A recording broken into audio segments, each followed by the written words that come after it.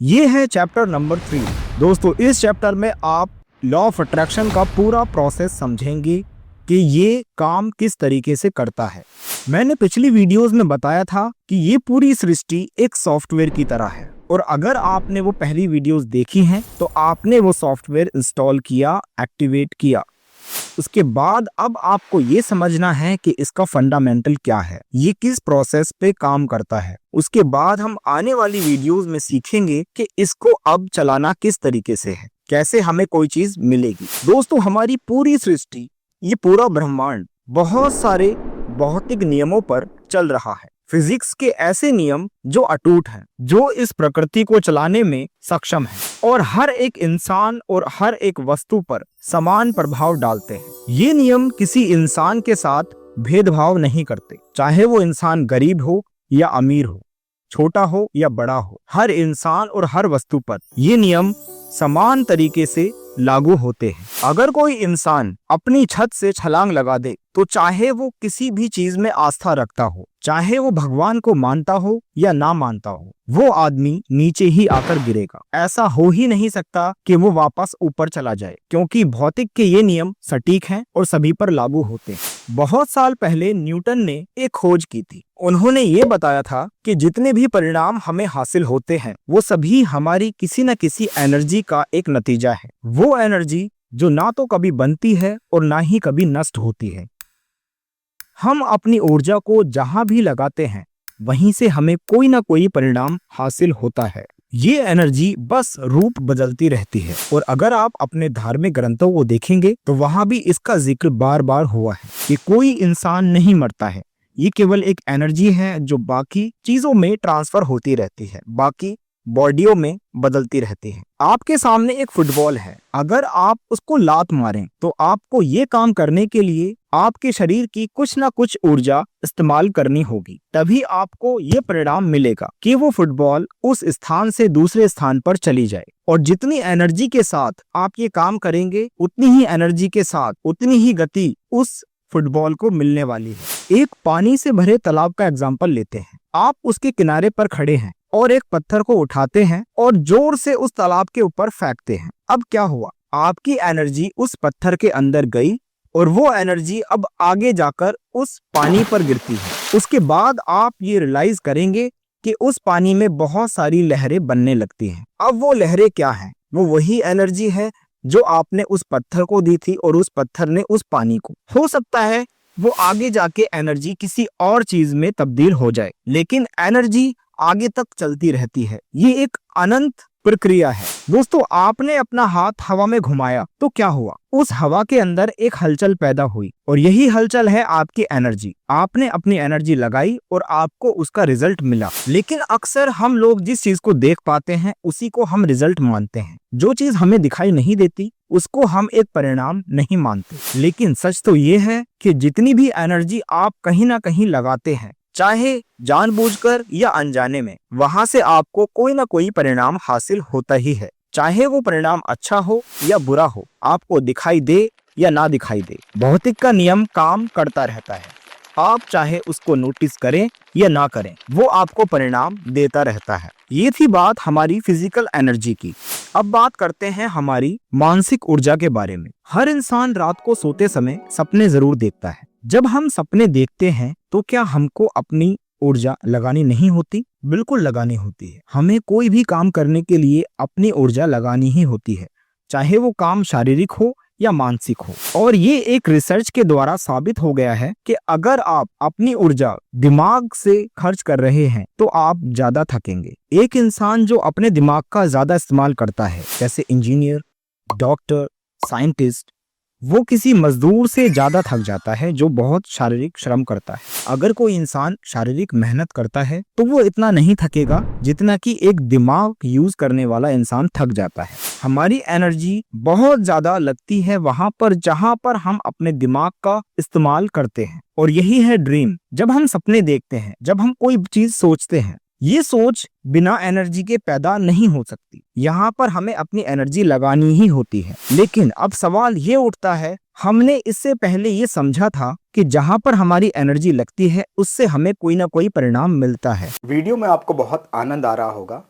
लेकिन यहाँ 1 मिनट के लिए आपको एक सूचना देनी है।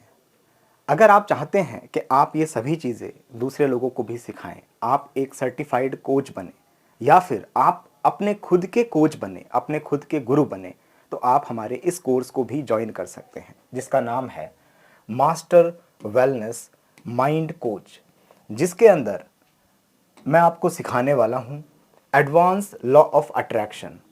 उसके साथ हम लोग आगे बढ़ेंगे मेडिटेशन में। मेडिटेशन के बाद हम लोग सीखेंगे हिप्नोथेरेपी। हिप्नोथेरेपी के बाद हम लोग सीखेंगे न्यूरो लिंग्विस्टिक प्रोग्रामिंग यानी कि NLP। ये कोर्स करने के बाद आपको एक सर्टिफिकेट मिलेगा। आप किस तरह आगे ऑनलाइन इसको सिखा सकते हैं, किस तरह अपनी वीडियोस बना सकते हैं, वो सब जानकारी मैं आपको यहाँ पर दूंगा और इन सभी चीज़ों को बहुत डिटेल में आपको सिखाने वाला हूँ। जो लोग कोच बनना चाहते हैं संपर्क कर सकते हैं, जो लोग अपनी लाइफ खुद बदलना चाहते हैं वो लोग भी संपर्क कर सकते हैं। तो मैं आपसे इस कोर्स के अंदर मिलूँगा। अधिक जानकारी आप ले सकते हैं इस नंबर पे कॉल करके, व्हाट्सएप करके, हमारी वेबसाइट के थ्रू, और हमारी एप्लीकेशन को भी आप डाउनलोड कर सकते हैं। चलिए आपसे कोर्स में मिलूँगा और अभी आप इस कन्वर्सेशन का आनंद लीजिए। आप लोगों को ये तो पता है कि हम जब कोई शारीरिक काम करते हैं तो आपकी एनर्जी किसी और चीज में तब्दील हो जाती है और आपको परिणाम दे देती है। लेकिन जब आप दिमाग का इस्तेमाल करते हैं तब भी एक एनर्जी काम करती है। आप थक जाते हैं, आपको भूख लगने लगती है। क्या इस एनर्जी का कोई इस्तेमाल हो रहा है? क्या ये एनर्जी बेकार जा रही है? नहीं दोस्तों, ये एनर्जी भी आपको परिणाम दे रही है और यही है लॉ ऑफ अट्रैक्शन यानी आकर्षण का सिद्धांत। आप जब अपनी एनर्जी को अपने शरीर से किसी और चीज में तब्दील करते हैं तो बहुत सोचते हैं कि आपको क्या परिणाम हासिल होगा। आप बहुत ही सोच समझकर अपनी ऊर्जा के स्रोत को कहीं पर लगाते हैं। एक फुटबॉल प्लेयर बहुत सोच समझकर फुटबॉल पर किक मारता है। उसको पता है कि कितनी गति देनी है, इसको उतनी ही एनर्जी उसको लगानी होती है। अगर वो फुटबॉल की जगह किसी पत्थर को किक मारे तो शायद उसको वो परिणाम हासिल नहीं होगा जो वो पाना चाहता है। उसी तरीके से हमारी दिमाग की ऊर्जा भी सही जगह पर लगनी चाहिए, तभी आपको वो परिणाम हासिल होंगे जो आप चाहते हैं। उस एनर्जी को अगर आपने ऐसे ही जाने दिया तो वो एनर्जी आपके लिए या तो गलत परिणाम लाएगी या फिर कुछ भी नहीं लाएगी। आप ना चाहते हुए भी पूरे दिन अपनी एनर्जी को रिलीज करते रहते हैं, चाहे आप जाग रहे हो या सो रहे हो, चाहे कोई काम करें या ना करें। आप पूरा दिन अपने बिस्तर पर लेटकर देखें, आप उसके बाद ये रियलाइज करेंगे कि आप सोने के बावजूद भी थक गए हैं। थकान आपको महसूस होगी, आपका एनर्जी लेवल डाउन होगा, आपको भूख लगेगी, आपको वो सारे काम करने होंगे जो एनर्जी बढ़ाने के लिए किए जाते हैं। आप निरंतर अपनी एनर्जी को, अपनी ऊर्जा को बाहर छोड़ रहे हैं, उसको इस्तेमाल कर रहे हैं। लेकिन आपको अब करना क्या है? आपको उस एनर्जी को एक सही डायरेक्शन देनी है। अगर आपने उसको सही डायरेक्शन दे दी तो ही आपको अच्छे परिणाम मिलने शुरू हो जाएंगे। अगर आपने उसको बस जाने दिया तो आपको कोई परिणाम नहीं मिलेगा। वो ऊर्जा तो जा रही है और जाती रहेगी, आप उसको रोक नहीं सकते। एक इंसान कभी भी सोचना बंद नहीं कर सकता और सोचने के लिए हमें ऊर्जा की जरूरत होती है, लेकिन ये डिपेंड करता है आप पर कि आप उस ऊर्जा को किस तरीके से किसी चीज पर लगाते हैं, और जिस अनुपात में आप वो ऊर्जा लगाएंगे उसी अनुपात में आपको परिणाम हासिल होंगे। यही कहता है न्यूटन का नियम भी कि आप जिस अनुपात में किसी चीज को किक करेंगे वो उसी अनुपात में आगे बढ़ेगी। जब आप किसी भी चीज को बार बार सोचते हैं तो क्या होता है?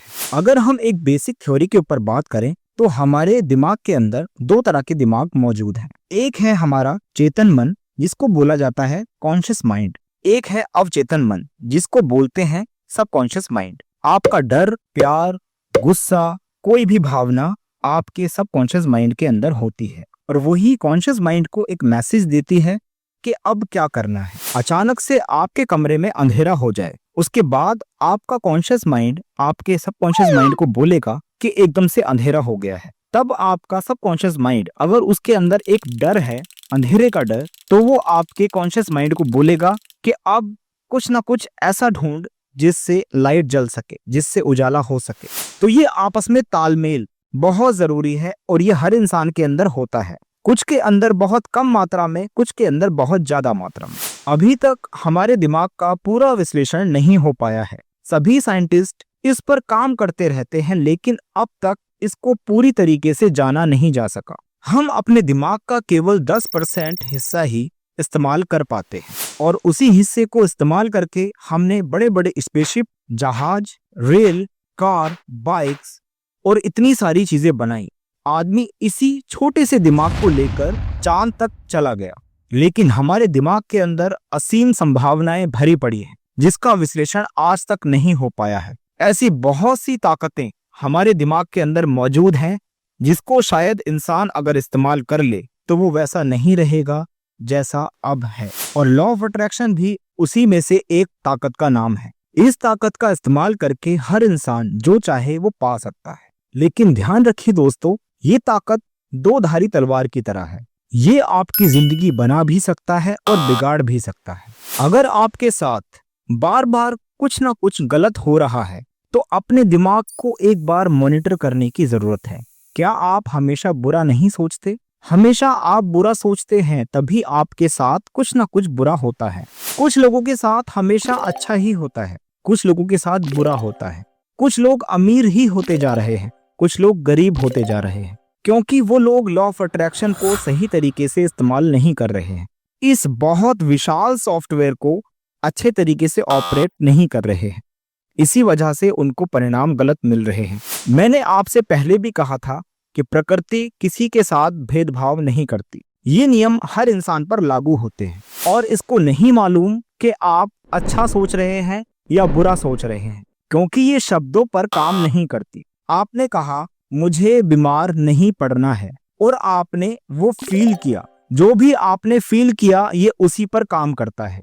ये आपकी इमेज पर काम करता है, ना कि आपके बोलने पर। आपके माइंड में जितनी भी इमेजेस बनती हैं वो सारी की सारी एक एनर्जी के रूप में तब्दील हो जाती हैं, और प्रकृति को ये मैसेज दे देती हैं कि ये चीज हमें चाहिए, और वही आपके साथ घटित भी होता है। कभी कभी आप लोगों को ऐसा लगता होगा कि जो घटना अब मेरे साथ हो रही है शायद पहले भी हुई है। आपको ये बहुत अजीब सी बात लगती होगी, लेकिन ये भी एक लॉ ऑफ अट्रैक्शन का ही पार्ट है।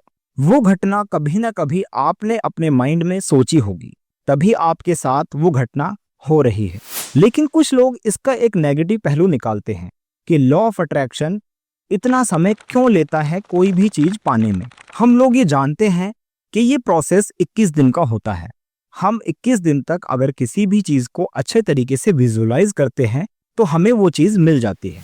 लेकिन कुछ लोग इसके बारे में इस तरह से टिप्पणी करते हैं कि इतना टाइम क्यों लगता है, जब हम अच्छे तरीके से विजुअलाइज कर रहे हैं, हम माइंड में इमेज सोच रहे हैं किसी भी चीज को पाने की, तो इतना टाइम क्यों, इतना समय क्यों? दोस्तों, ये इसका एक नेगेटिव पहलू नहीं है, ये एक पॉजिटिव फैक्टर है। सोचिए आपके माइंड में एकदम से किसी को जान से मारने की बात आई, और सोचो वही चीज तुरंत 2 सेकंड के अंदर आपके साथ हो जाए, तो आप अपनी गलती पर पछताओगे। आप सोचोगे कि मुझे थोड़ा सा और समय चाहिए था, मुझे थोड़ा सा और रिलैक्स होना चाहिए था, मैंने ये गलत कर दिया।